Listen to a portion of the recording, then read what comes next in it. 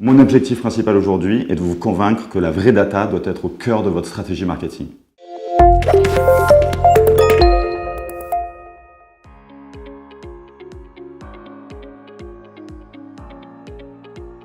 La vraie data, elle va nous permettre d'être user-centric. Qu'est-ce que cela signifie? Ça signifie qu'elle va permettre de limiter la déperdition en étant 100% sur la cible qu'on souhaite toucher. Et elle va nous permettre également de reconstituer le parcours utilisateur dans son ensemble. Chez Augury, par exemple, on regarde le comportement mobile de l'utilisateur avant et après qu'il se soit rendu sur le site d'un de nos clients ou sur l'application d'un de nos clients. Cette qualification très précise de l'individu va nous permettre d'être finalement beaucoup plus pertinent. Connaître ses loisirs, connaître ses goûts, connaître ses hobbies, finalement, et du coup, être beaucoup plus pertinent dans le produit et le message qu'on souhaite lui adresser via la publicité.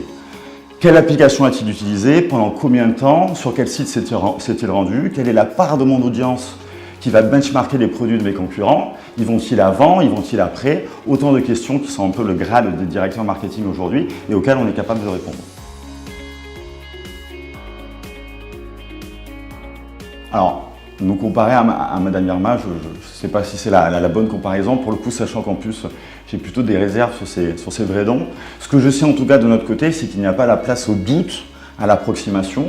Nous récupérons des signaux que nous interprétons en data factuelle. Et en plus de cette data réelle et non probabiliste, on a un vrai savoir-faire interne qui nous permet de générer cette data. C'est plutôt en ça que je pense que la comparaison avec Madame Irma, pour le coup, a ses limites. Ensuite, si on se focus vraiment sur l'usage l'usage des applications, pour le coup, il est vrai que le fait de connaître les applications installées et notamment l'usage de ces applications, ça va nous permettre d'identifier facilement certains profils.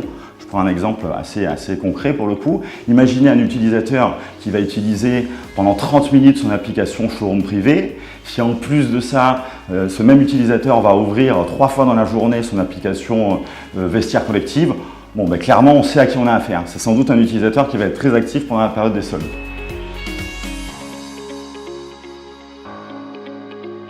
Alors, cette data, elle nous apporte un véritable avantage concurrentiel. Encore faut-il pouvoir maximiser l'exploitation de cette data pour apporter à nos annonceurs les meilleures performances de campagne.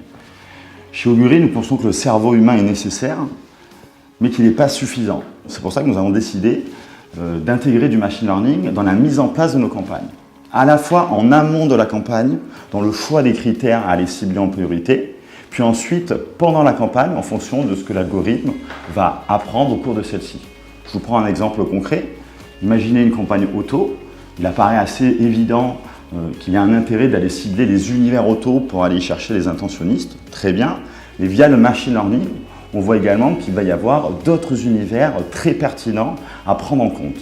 De la même façon, si l'algorithme identifie des critères performants auxquels nous n'aurions pas pensé initialement, la machine d'elle-même va décider d'aller surpondérer sur des profils similaires pour apporter les meilleures performances de campagne.